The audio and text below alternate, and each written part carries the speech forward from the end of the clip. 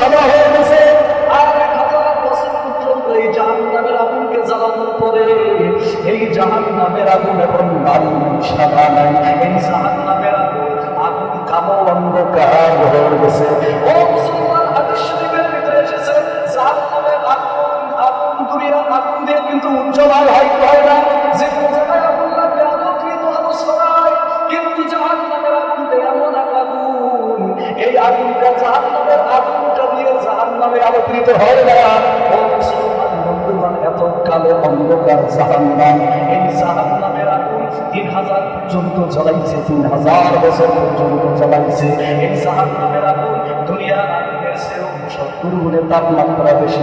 যে আগুন দিয়ে আমরা ভাত রান্না করি, নবীজি বলেন এই আগুনের থেকে জাহান্নামের আগুনের তেজ আরো 70 গুণে বেশি।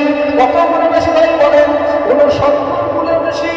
দুনিয়ার আগুন দিয়ে যদি আমার হাত পা যায়, আমি অস্থির হয়ে যাই। দুনিয়ার জমিনে যদি আগুন লাগে আমার শরীরে, আমি কোন ডাক্তারের কাছে যাব? কোথায় গেলে শরীরটা আমার আরামদায়ক হবে? আমরা এই চিন্তায় ব্যস্ত হয়ে যাই। আর জাহান্নামের আগুন এই দুনিয়ার আগুনের থেকে 69 গুণের তাপ বেশি। এই আগুন আমরা কেমনে সইব? আমরা একটিবারের জন্য চিন্তা করি না রে ভাই।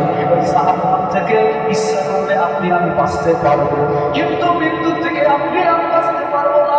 এই মৃত্যুর থেকে আমরা মৃত্যু হলো নবীনদের জন্য উপরকম স্বরূপ, এই মৃত্যু হলো নবীনদের জন্য হাজিরা স্বরূপ, উপরকম স্বরূপ। এই মৃত্যুর থেকে বাঁচার জন্য আমরা অনেক প্রচেষ্টা করি। জাহান্নামের আগুনের আগুন থেকে বাঁচার জন্য আমরা একটু চেষ্টা করি বলে বন্ধুগণ।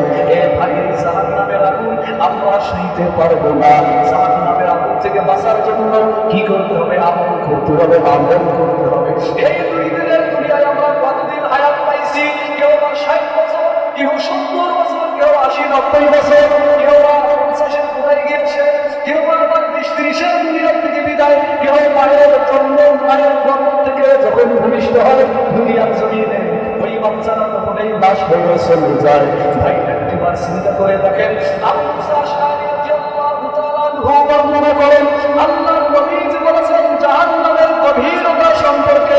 আল্লাহর নবীজি বলেন, আল্লাহর রাসূল সাল্লাল্লাহু আলাইহি ওয়াসাল্লাম বলেন, জাহান্নামের উপরে যদি একটা পাথর ছেড়ে দেওয়া হয়, জাহান্নামের তলদেশে গিয়ে পৌঁছার জন্য ওই পাথরটা জাহান্নামের উপর থেকে নিচের দিকে যেতে যেতে যেতে যেতে জাহান্নামের তলদেশে গিয়ে পৌঁছতে 70 বছর সময় লেগে যাবে। ও মুসলমান, এই 70 বছর তো আমরা দুনিয়ায় কেউ হায়াত থেকে কেউ পাই না। একটিবার চিন্তা করে দেখেন, আমি যদি